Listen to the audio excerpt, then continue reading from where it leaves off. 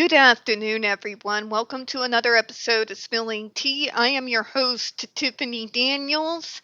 And yes, we are getting back to our Medicaid series. In particular, as of right now, we're really going in on the providers, specifically in regards to the assisted living and group homes that they hold the licenses to and operate. Because guess what some Medicaid funding goes towards? Told you these guys have no idea how Medicaid fund works and what different programs that it is currently being used for. But I really meant it. So we're going to be going into that real quick today. But before we do, disclaimer real quick. Throughout the entirety of our Medicaid series, every little piece of information and even Google searches have been posted in the search bar for you all. That way, if you would like to do a deep dive on the subject, you'll certainly be able to do so. And also, for those who care to wonder, that is also where I keep all my source information that I use for these videos. So, if you want to dig in just for that reason, you're certainly welcome to do so. Trigger warning, this channel is marked not for kids for a reason. I do use profanity, and some of the topics that we cover really do include some very troubling stuff. So if you have a child that is 16 and younger and they are watching this, parental supervision is very much advised, and potential triggering types of videos can be found on the channel. Just putting it out there, alright? Okay, and I'm not doing the political trigger warning. If you don't know by now, then I can't help you. Alright, so first, we're going over the search that I just pulled up for you all. So, group homes operated like by service providers like the ARC. They automatically put in the Ozarks because they know me. I should say the AI knows my location. So, offer residential support for individuals with intellectual and developmental disabilities. These homes provide a structured living environment where residents receive individualized support, enabling them to direct their own lives and participate in their communities. All services are within the group home. So, like your direct care staff, if you have to have nursing staff, for example, all of that is done in house. But unlike the JRC, they don't keep kids just cooped up there. They'll go out on group trips into town. They will go out to eat or go out to see a movie out in the community. Many people inside the group home will have jobs out there in the community, usually something that's part time if they are able to. So, a lot of that going on as well. Service providers ensure the highest quality of care and offer advocacy, social inclusion, and person-centered planning. For me, what it really provided the most was structure. An individual like me living in assisted living, even though I didn't realize it at that time, I very deeply needed that structure. And I really don't do well without it or when anything messes with the structure, even if it's only for 5 seconds. We're going to go over key aspects real quick, and then we're going to continue on. We're going to be looking at what all entails in setting up a group home.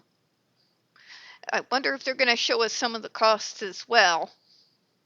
And there's a few other things to go over too. So let's get started here.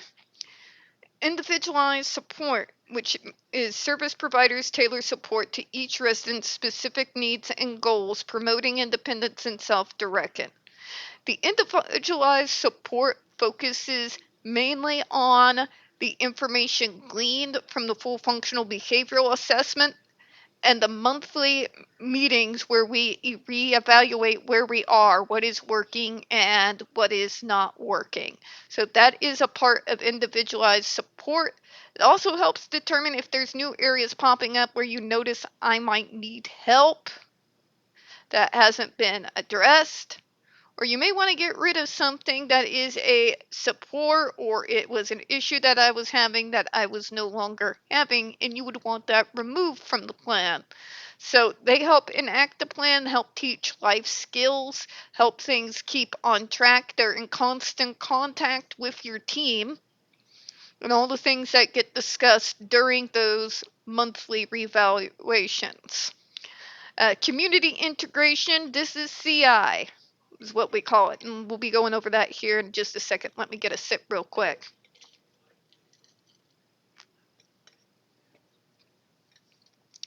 Got addicted to adaptogen drinks. Community integration. Group homes aim to integrate residents into the broader community through social activities, vocational opportunities, and participation in community events. One of the big ones that I happen to know, a lot of the group homes kind of organized together when they have the Ozarks Empire Fair here towards the end of August, towards the beginning of September. They will work together and coordinate sending their vans down with their residents to go participate and enjoy the fair. Just as one of the examples. Or they might plan specifically for their group home to go out to a mall or to TV. They rely mainly on teaching life skills and getting us adapted to be able to be a more active part of our communities. To say they bucked heads with me a lot.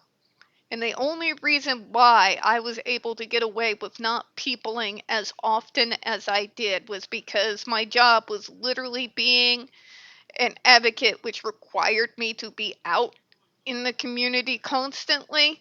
I would have never gotten away with that. Because, yeah, had I not had that and they had to really focus on getting me more involved with the community, there would have been a knockdown, drag out fight of biblical proportions. Mainly, it is a little bit of trauma. I mean, I've been looked down on my whole life. Now, I don't care the way I used to, but it's still very annoying to go outside your door and constantly be looking at like as though I'm not a human being but a walking, talking science experiment. Tends to make one not want to go out in the community so much, you know?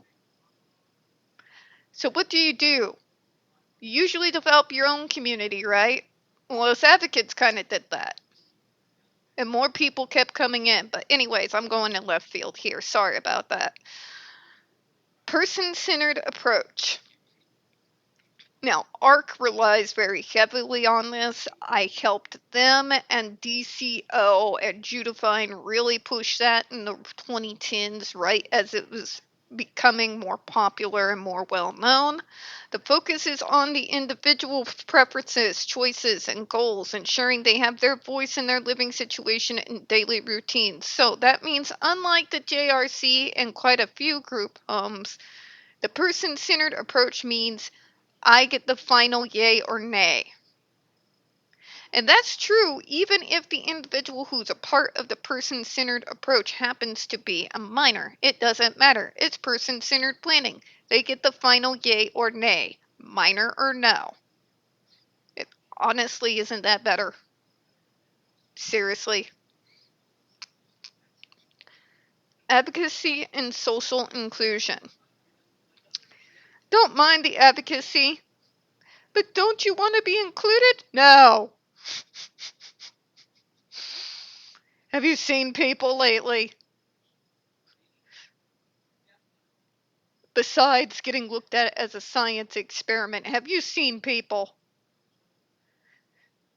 This city in particular can be incredibly obnoxious.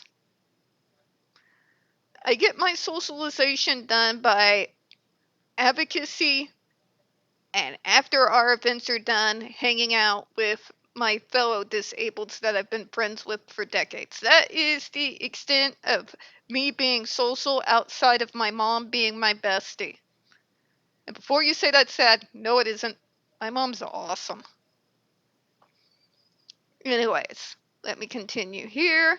Advocacy and social inclusion. Service providers advocate for residents' rights and work to create opportunities for social interaction and participation in community life.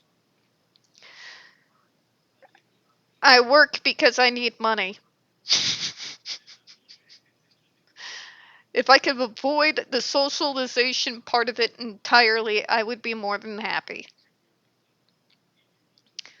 Fortunately, life doesn't work that way, so getting classes on social inclusion, even if I intend to use those at a very bare minimum, or in the case of advocacy to endear me to people I need to be endeared to get the point across, yeah. It's still good, it's just, you guys get what I'm saying. Professional support. Staff are trained and equipped to provide necessary support, including personal care, skill building, and crisis intervention. That is kind of the reason when it comes to assisted living or group homes, I tend to draw people more towards places like ARC just because they already have everything built in. Otherwise, you are left scrambling trying to cobble up your own treatment program from thin air. Even if you have Medicaid, that's not a whole lot of fun. I've seen it in practice. Eventually, they came back and said, yeah, can we look at a group home from ARC? Or assisted living in one case. Adapted living spaces. Group homes often feature adapting living spaces with features like the lowered counters, wide doorways, and accessible bathrooms designed to meet specific needs of the residents. A lot of times, too, they will kick in if you already have a home but you can't afford to have it renovated for those lower counters. If you go to ARC, I know they will actually help you with that. And yes, some of your Medicaid funding dollars goes towards that. Family involvement. Families are encouraged to be involved with their loved ones' care and decision making, fostering a collaborative approach to support. Now, I have been my own guardian since I was 18. You want to talk about one of the most contentious things that I had to continue to remind my team of? You see, I don't generally tend to not like being told no. The reason for that is I am an incredibly cautious, paranoid individual. Okay. So it almost kind of seems like an insult when people look at me as incredibly naive, and what's happened is I'm going to be totally taken advantage of, and it's annoying. Right? I included my mom in because I knew she would see things I wouldn't. But yeah, anyway, sorry. Left field. I know.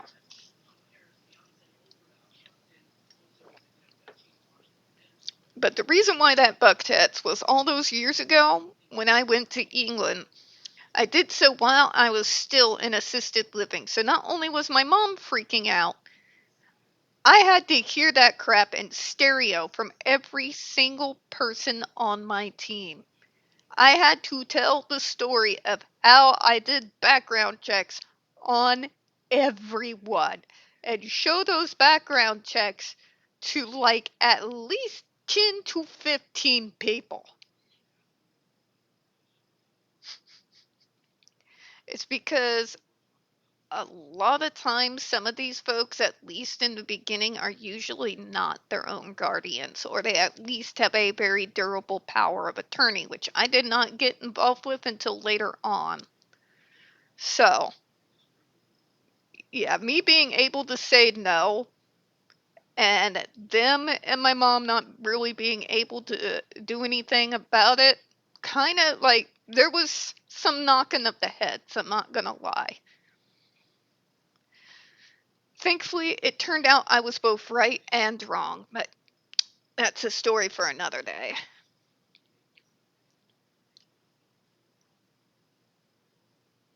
All right, community living. We kind of already have an idea in regards to all of these different programs, so we're not going to spend time going over that. We're going to go on to our next page, and don't worry, I am going to provide the link for that search there in the description box with everything else as per usual. Okay, so we're just going to go briefly through this. I'm probably not going to read the whole thing, but then again, famous last words. All right, so funding. This is from the Special Needs Alliance. Can we please stop using PC terms for the love of God?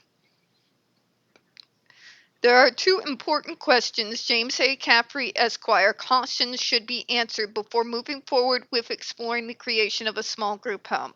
The first question involves the residents that will occupy the home and if they will need the home and community-based services with Medicaid, which is why for such individuals I do recommend places like ARC who do have their group homes and assisted living apartments.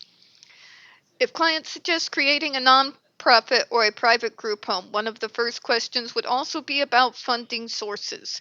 For the residents, understanding the funding capability and what sources of revenue they'll need, in addition to their adults, children's SSI or SSDI benefits to sustain the group living environment, is critical information to have at the forefront. So now you see why we're looking specifically at this information today. The second key question involves the developmental services system of care in the state the home will be created. What does the state allow in terms of a small, privately owned, or nonprofit group living situation? It could be a group of families establishing an LLC or a nonprofit who rely on outside sources of revenue in order to exist, like the ones through ARC that are the service part at the very least is funded through Medicaid funding. Depending on the situation, the families might need to fund the operation of the building, but support personal providing care for the adults in this living arrangement might be funded through Medicaid. So, what we are seeing right now, first you got to fund the building. So some of your Medicaid funding goes to funding either the apartment complex or the group homes that are in question. We'll start off there. But the support of personnel providing care for the adults in this arrangement might be funded through Medicaid. Even then, I prefer providers because I know they at least have some training for the individuals that are going to be there, whereas trying to find your own staff is a nightmare of biblical proportions. Trust me on that one. It's important to consider scenarios regarding the longevity of the situation. For example, what happens with the LLC if one of the residents wants to move out, or there is a health issue, or a resident dies? Is there a forced buyout? Reviewing the organizing documents and how the home agreements are structured is critical in determining the roles and responsibilities of each family.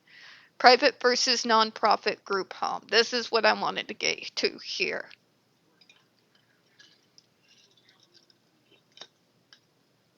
Now, one of the main differences you'll notice between someone operating their own group home off on their own and provider group homes in particular is group homes that are operated by a provider are already staffed with individuals who have been trained by that service provider.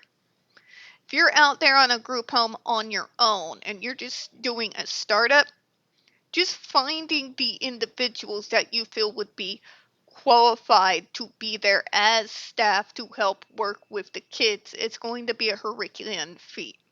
And God bless all those souls who have gone and done the work. But it is beyond expensive. Trying to do all of that out of pocket, even with help. Without that funding, oh.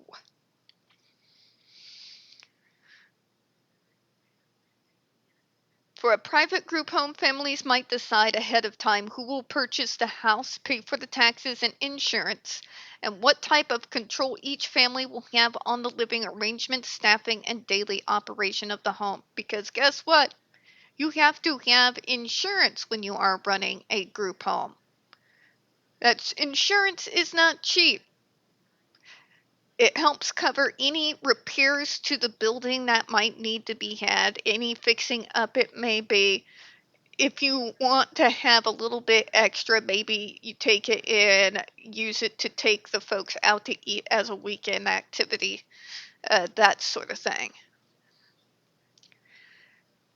It gets expensive, folks, real quick. And transportation is a major issue, too. Family connections. The pandemic put an additional strain on residential housing for individuals with disabilities. And the circumstances for many families, especially parents, generated heightened interest about how and when to band together to create a small group living home. According to Janet Lowther, CELA, clients typically want to speed up funding a secure living environment for their children with disabilities while maintaining some control over the type of residential placement their child will be in. This is why the full functional behavioral assessment is always so important, because it will help you make those very, very important decisions with the best information at your fingertips available. Often families who know each other will band together and look for compatible people to plan something together. If one family is planning a group home, they may need to get detailed information about it, and sometimes the families join in setting this up. It can be helpful for the families and individuals living in a group home to collaborate on the research and logistics. In one instance, a family purchased the real estate for the house, and a group of families who wanted a small group home with a kosher kitchen were able to pool their resources together to ensure this type of situation for their children. They had a very detailed agreement with a separate organization and the operation of the house maintained primarily by the family who purchased the real estate. Decisions about staffing, resident life, and activities were decided by the families, whereas with providers, it is decided by a lot of the providers. Now, the tenants still had a say at my living assistance place. I mean, my assisted living apartment, excuse me, where they'd vote whether they want to go to the mall or go to the movies. But you get what I'm